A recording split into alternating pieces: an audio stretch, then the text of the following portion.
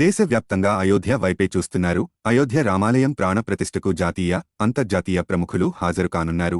ఎంతో మంది ప్రముఖులను శ్రీ రామజన్మభూమి ట్రస్ట్ ప్రతినిధులు ఆహ్వానించారు. ఇదే సమయంలో రామజన్మభూమి వివాదంపై తుది తీర్పును వెలువరించిన 5గురు సుప్రీంకోర్టు న్యాయమూర్తులకు అయోధ్యకు ఆహ్వానం అందింది. రామమందిరం ప్రారంభోత్సవ వేళ దేశవ్యాప్తంగా పండుగ వాతావరణం నెలకొంది. దేశవ్యాప్తంగా పలు రంగాల ప్రముఖులు అయోధ్యకు తరలివస్తున్నారు. పారిశ్రామిక దిగ్గజాలకు, సినీ ప్రముఖులకు, రాజకీయ నేతలకు, ఉన్నతాధికారులకు, దౌత్యాధికారులకు మొత్తం సుమారుగా 8,000 మందికి ఆహ్వానాలు అందాయి.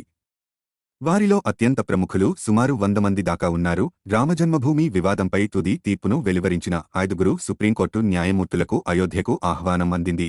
22న జరిగే అయోధ్య రామాలయం ప్రాణప్రతిష్ఠకు హాజరు కావాల్సిందిగా 5గురు న్యాయమూర్తులను శ్రీ రామజన్మభూమి ట్రస్ట్ స్వయంగా ఆహ్వానించింది.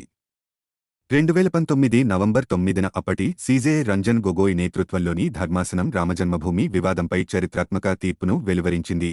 రామమందిరం తీర్పు ఇచ్చిన ధర్మాసనంలో ఇతర న్యాయమూర్తులు ప్రస్తుత సీజేఐ డివై చంద్రచూడ్, మాజీ సీజేఐ ఎస్ఏ బాబ్డే, ప్రస్తుత ఏపీ గవర్నర్ అబ్దుల్ నజీర్, మాజీ న్యాయమూర్తి అశోక్ భూషణ్ ఉన్నారు. వివాదాస్పద రామమందిరం స్థలం మొత్తాన్ని రామమందిరం ట్రస్ట్కే ఇవ్వాలని అప్పట్లో సుప్రీం ధర్మాసనం తీర్పు ఇచ్చింది. ముస్లింలకు మసీద్ కోసం అయోధ్యలోనే 5 ఎకరాలు కేటాయించాలని సైతం తీర్పులో పేర్కొంది. బాలరామమందిరం ప్రాణప్రతిష్ఠకు 100 మందికి పైగా మాజీ న్యాయమూర్తులు, న్యాయవాదులకు ఆహ్వానం అందింది.